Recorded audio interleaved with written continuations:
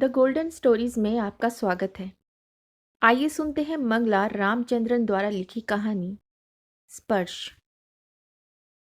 Rouble मुंह में उनका चश्मा दबाए आया और उनके पास पलंग पर रख दिया।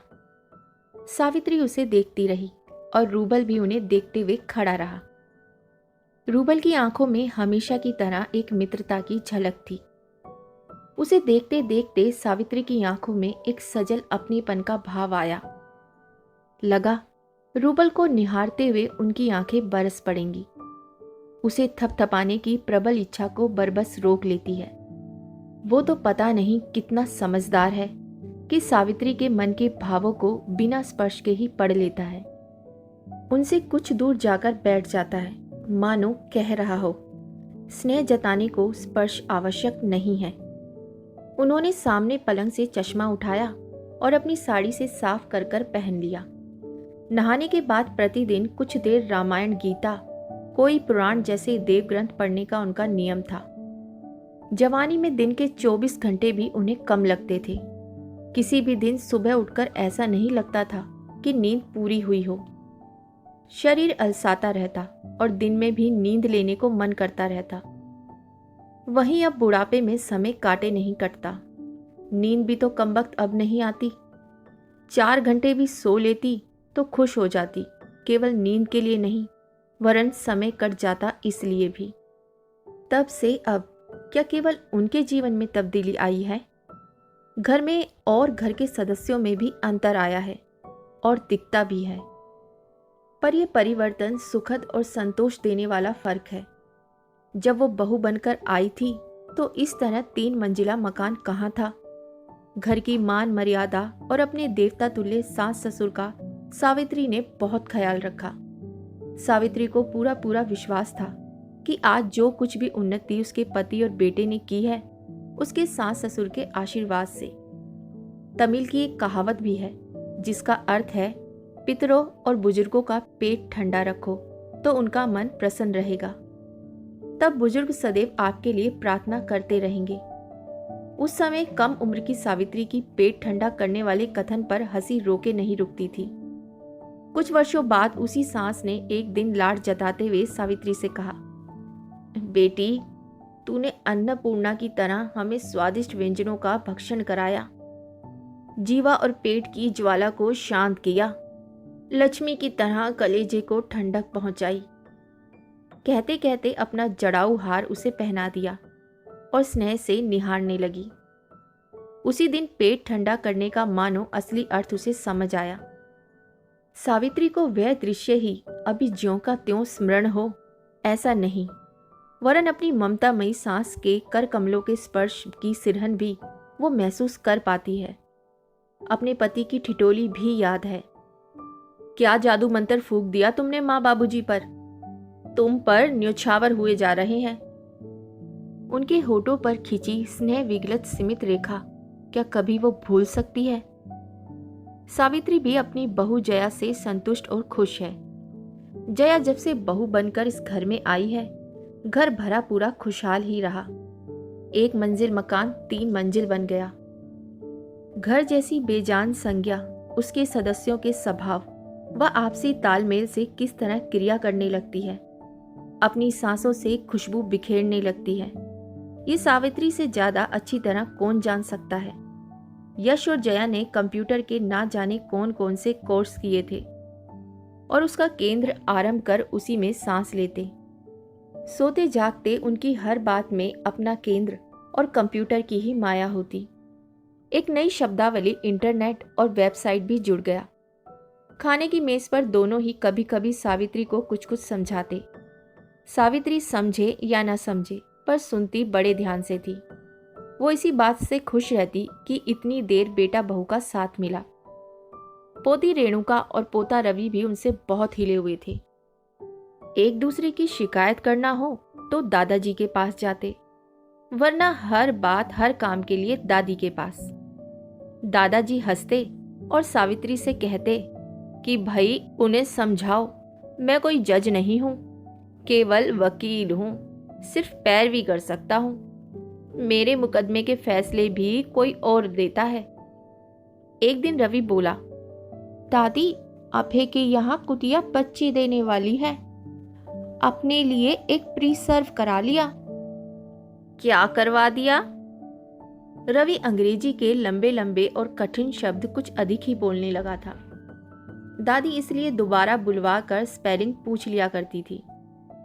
प्री सर्व नहीं मालूम आपको?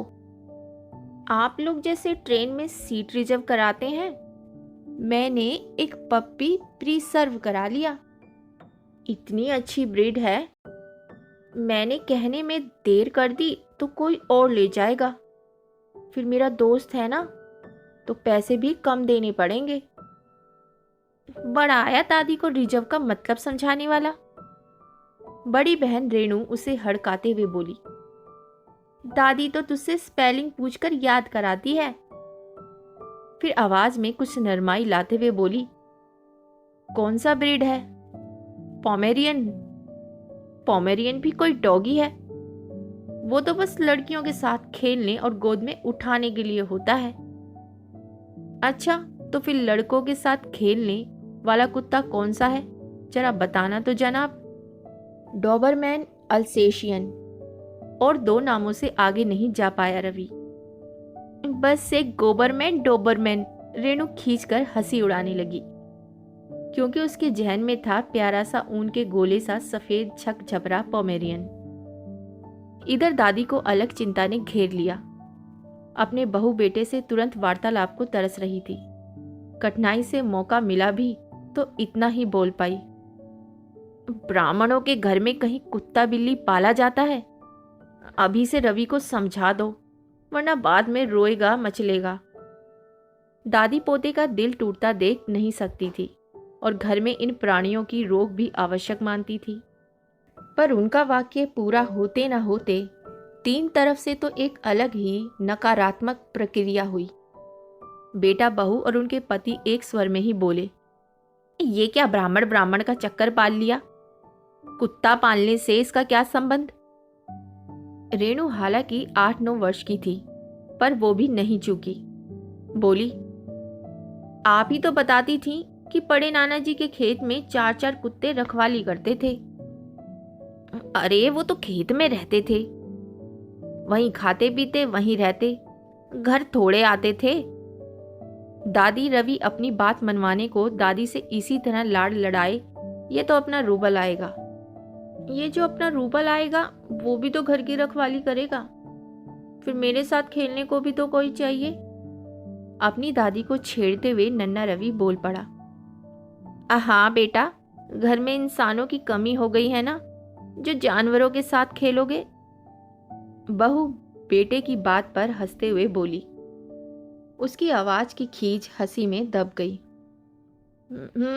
और नहीं तो क्या, अब वो तेरा डोगी ही आकर तेरे साथ कैरम और लूडो सब खेलेगा।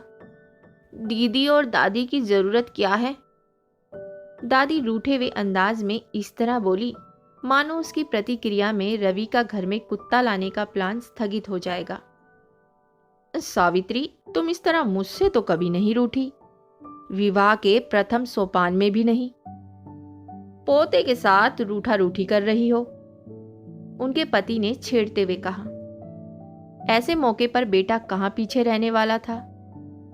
हंसते हुए मां से पूछा, मां, सही में कभी बाबूजी से आप रूठी नहीं? बेचारे बाबूजी की मनाने की इच्छा कभी पूरी ही नहीं हुई। फिर शरारत से अपने पिता को देखकर, बाबूजी देखिए मां का चेहरा कैसे लाल हो रहा है, पता नहीं गुस्से से या शर्म से। जो भी हो, आज आपकी विलंबित इच्छा पूर्ण हो सकती है। मां बेटे तो हंस रहे थे और सावित्री खिसियाई सी कुछ लजाती हुई तय नहीं कर पा रही थी कि मैदान में डटी रहे या हट जाए। सदा की तरह जया ने ही उन्हें बचाया। बेकारी मां के पीछे पड़ जाते हैं, वो कुछ गलत थोड़े ही बोल रही हैं। घर में कुत्ते की आवश्यकता है भी, चारों तरफ गंदा करता फिरेगा और उसके 50 काम और करने पड़ेंगे। अपने बच्चों को तो अच्छे से पाल लें, कुछ काम ना धाम बैठे बिठाए मुसीबत सिर लो। आप अभी से रवि को समझा दीजिए, इस घर में कुत्ता नहीं रख सकते। जया को इस नए बढ़े हुए काम की अपने सिर आने की फिक्र लगी थी। रूबल के भाग्य में तो इस घर में आना लिखा था, तो भला वो और कहीं कैसे रहता। एक दिन स्कूल से लौटते हुए रवि अपने दोनों हथेलियों के बीच एक भूरा पिल्ला दबोचे हुए आया। मम्मी देखो। उसकी आवाज में ऐसी उत्तेजना भरी खुशी जया ने कभी महसूस नहीं की, सो तुरंत दौड़ते हुए देखने आई कि क्या बात है। अब वो भूरे रंग का गदबदा सा निरीह प्राणी रवि की बाईं बाह से पेट के साथ सटा हुआ था। जया ने उसकी पीठ पर से बस्ता उतारा और इसी बीच उस प्राणी को अपने से अलग करना आवश्यक हो गया। तभी सावित्री भी वहां आई और उनका पैर उस पर पड़ गया। वो इस तरह बिदक कर कूदी और वो नन्हा पिल्ला काएं काएं करता कहीं दुबकने की कोशिश करने लगा। शोर और हंसी का दौर थमा और स्थिति कुछ साफ हुई तो रवि दादी पर गुस्सा कर रहा था कि रूबल को मार ही डाला था। दादी आग बबूला हो रही थी कि वो कुत्ते का पिल्ला उसके पैर के नीचे क्यों आया। दादाजी और रेणु मजे से तमाशा देख रहे थे। जया एक तरफ तो अपने लाडले के चेहरे की चमक को बुझने नहीं देना चाहती थी, दूसरी तरफ काम बढ़ जाने और अस्त व्यस्त हो जाने की आशंका से परेशान हो रही थी। वो पिल्ला तो इस स्वागत से घबरा गया और उसकी सुसु निकल गई। तुमने नाहक बेचारे बच्चे को डरा दिया, देखो गीला कर दिया। दादाजी सावित्री को छेड़ रहे थे। सावित्री गुस्से के मारे तमतमा रही थी।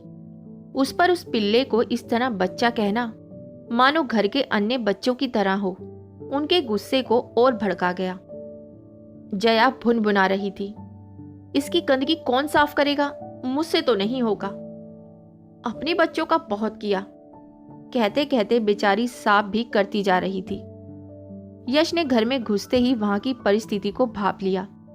घर के सारे सदस्य क्या कर रहे हैं इसका प्रश्न का उत्तर ठीक ठीक भले ही नहीं दिया जा सकता, पर सारे के सारे व्यस्त थे। एक नन्हे प्राणी ने उस घर में खलबली मचाई कि अनायास घर का नक्शा, लोगों का स्वभाव और ना जाने क्या क्या बदल गया। रवि प्रातः अपने आप जागने लगा क्योंकि रूबल को पॉटी कराने ले जाना होता। रेणु कुछ दिन तो झबरे पोमरियन के ना आने से निराश थी, पर बाद में रूबल से ऐसी दोस्ती हुई कि जरा देर नजर न आए तो ढूंढने लगती। रूबल को तो सावित्री से अधिक प्रेम था। शायद वो दादी के कमरे में या कमरे के बाहर बिछे पांव पोष पर गीला करता, मानो वो इसी मकसद से वहां रखे हों। बेचारी दादी पांव धोकर आती और उस पर पांव रखते ही बिदकती, गुस्से में चिल्लाती, लोग तो अच्छे अच्छे शौक पालते हैं और एक हमारे राजकुमार है, जानवर पालना भी कोई शौक है? बच्चा तो बच्चा है, इन बड़ों की अकल को ना जाने क्या हो गया है। सारे दिन सावित्री भन्नाए रहती, कभी वो दूध में मुंह न लगा दे, कभी किसी खाने की वस्तु को खराब न कर दे। इस तरह से उनके मन का चैन ही छिन गया था। ना नहा कर वो चैन से पूजा कर पाती, न पहले की तरह कोई किताब पढ़ पाती।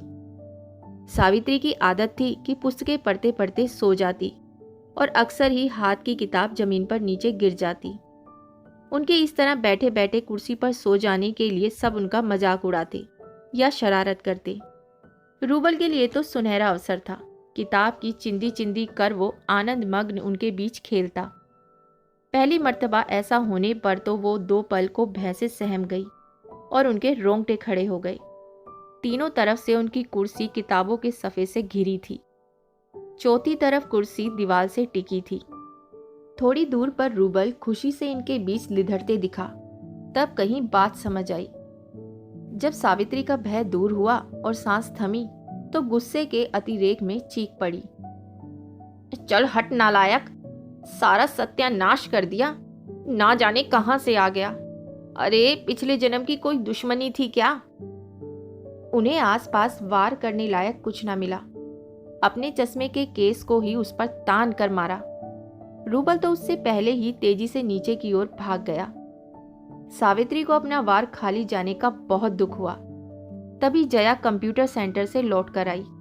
रूबल का सीढ़ियां उतरकर नीचे भागना और ऊपर का दृश्य देख अंदाजा तो लग ही गया था कि मामला क्या हो सकता है। चाहकर भी जया अपनी हंसी रोक नहीं पाई। उसकी हंसी से सावित्री का गुस्सा बढ़ेगा इसकी पूरी पूरी उम्मीद थी, पर हालात ही ऐसे थे। घर के सारे सदस्य रूबल के इतने आदी हो गए थे कि उसे घर का सदस्य ही मानने लगे थे। रवि और रेणु बड़े होते गए, पर रूबल उन सब से अधिक तेजी से बड़ा हुआ। केवल बड़ा ही नहीं, समझदार भी। खुद बाहर जाकर अपना काम निपटा कर आता। उसे बांध कर भी नहीं रखना पड़ता था, क्योंकि वो जानता था और समझता था कि किस आगंतुक को भगाना है और किसका स्वागत करना है। रवि, रेणु, यश और जया के घर आते ही जिस तरह इनके आसपास नाचता फिरता, उसे देख कोई भी उसे लाड करने लगे। जब ये लोग घर पर नहीं होते तो दादाजी के आराम कुर्सी के पास खड़े या बैठे हुए ऐसा दिखता मानो सुरक्षा कर्मी हो। था भी कदावर ऊंचा, पूरा असली अल्सेशियन। उसके पैने दांत देखकर तो लोगों को घबराहट होने लगती थी। सावित्री को अपने पति को चिढ़ाने का एक अवसर कम से कम मिल गया। वो कहती, लगता है कोई फिल्मी डॉन अपने पालतू शेर के साथ बैठा हो। चेले चपाटे एक एक कराएंगे, अपने कारनामे बताएंगे। जिसने आपका काम पूरा न किया उस पर हमला करने का हुक्म शेर को दिया जाएगा। चिढ़ा लो, तुम क्या जानो बुढ़ापे में इससे कितनी राहत मिल रही है। रूबल ना हो तो कोई हम दोनों को मारकर घर लूट लेगा। कहते कहते दादाजी रूबल की पीठ गर्व से थपथपाते। रूबल के हाव भाव से कोई अनजान व्यक्ति भी बता सकता था कि वो दादाजी के अंतर्मन को बहुत अच्छे से जानता है। सावित्री भी परिस्थितियों को समझती थी और रूबल के महत्व को भी स्वीकारती थी। एक बार इसी रूबल नाम को रूस की मुद्रा रूबल से समानता कर हंसी उड़ाना भी उसे याद है। इस रूबल की कीमत तो हर नए सूर्योदय के साथ बढ़ती ही गई। मन से तो सावित्री भी उसे बहुत मानती थी, बस स्पर्श करने से कतराती थी। रूबल भी तो उनके मन की बात को समझता है और मानता है कि स्नेह में स्पर्श ही सब कुछ नहीं होता है। तभी तो वो सावित्री से तनिक दूर दूर रहता, पर उसकी सेवा में एकदम तत्पर। रवि के घर छोड़कर हॉस्टल जाने पर, रेणु के विवाह के बाद वो जिस तरह उदासी ओढ़े रहा, उससे सावित्री का भरा मन छलक पड़ा। अपने पति की मृत्यु पर उनकी निस्पंद देह के पास रात भर बैठा जिस तरह आंसू बहाता रहा, उससे तो सावित्री को अपने आप पर लज्जा आई।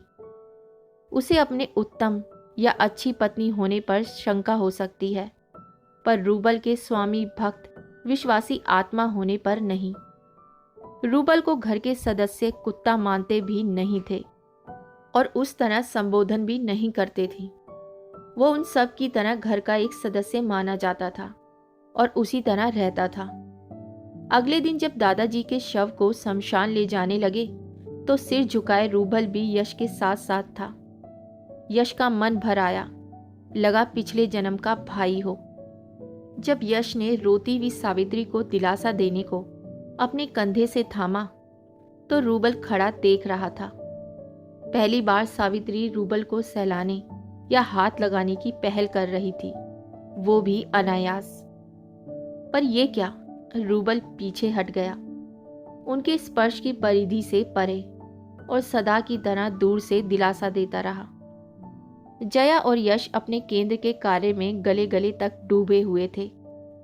रवि अपनी पढ़ाई और रेणु ससुराल में। सावित्री पति की मृत्यु के बाद एकदम अकेली हो गई थी।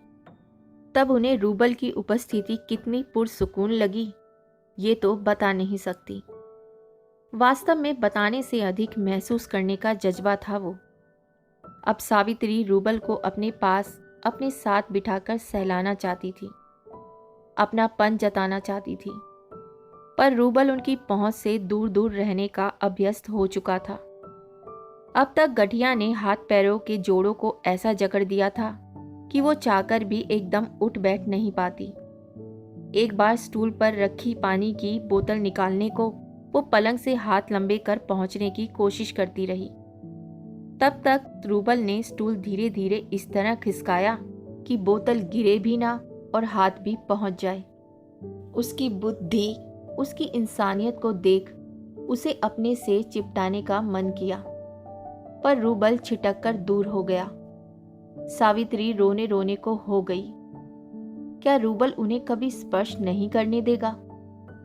उस दुखी अवस्था में भी उन्हें कहीं पढ़ा या सुना वाक्य याद आया और एक उदास हंसी चेहरे पर फैल गई। मेरे जीते जी तुम कभी मुझे छू नहीं सकते। दिमाग में खटका सा हुआ। रवि ने क्या कहा था? इस नस्ल के कुत्तों की आयु कितनी होती है? उस समय रवि उत्साह में उसकी आदतों के बारे में और न जाने क्या क्या बताया करता था। तब तो वो रूबल या किसी भी कुत्ते के बारे में कुछ भी नहीं सुनना चाहती थी। अब जब अकेलापन उनको काटने को दौड़ता है तो स्वार्थ उन्हें रूबल के करीब ला रहा है। नहीं नहीं, इतनी भी मतलबी नहीं। वास्तव में रूबल को मन से तो कब से मानती थी, उससे स्नेह भी करती थी। ये आवश्यक थोड़े ही है कि स्पर्श से लाड़ प्यार और स्नेह का इजहार किया जाए। स्वयं रूबल भी तो दूर ही दूर से उनको जिस तरह देखता है, उनकी जिस तरह परवाह करता है, क्या वो इस बात की पुष्टि नहीं करता कि रूबल भी सावित्री के प्रति स्नेह और आदर से परिपूर्ण है? सावित्री के मन में उक्त तर्क चलते रहते, मानो उसके अपराध बोध को कम करते हों। सावित्री को लगने लगा था कि घर में दो ही इंसान हैं, रूबल और वो खुद। बाकी सारे तो मशीन है, मशीन। इसलिए रूबल की असली जात और उस जात की पहचान और गुण आदि भुला बैठे हैं। मन ही मन ईश्वर से प्रार्थना की कि उन्हें रूबल से पहले उठा ले। रूबल का बिछोह वो सहन नहीं कर पाएगी। कुछ देर बाद दूसरा ख्याल उनके जहन में टकराया कि अगर रूबल की मौत उनसे पहले होती है तो कम से कम उसके बेजान शरीर का ही सही स्पर्श तो कर पाएगी। अपने आप को लताड़ने लगी कि ऊट पटांग विचार उनके मन में उठ ही क्यों रहे हैं। पर विचारों को भला आज तक कोई रोक सका है या खत्म कर सका है? वो भी बाण की तरह आते हैं और तूफान की तरह जाते हैं। अनायास सावित्री को एक चुहल सूझी। 2-4 मिनट कुछ सोच विचार कर आखिर उन्होंने अपनी चुहल भरी सोच को अंजाम दे ही दिया।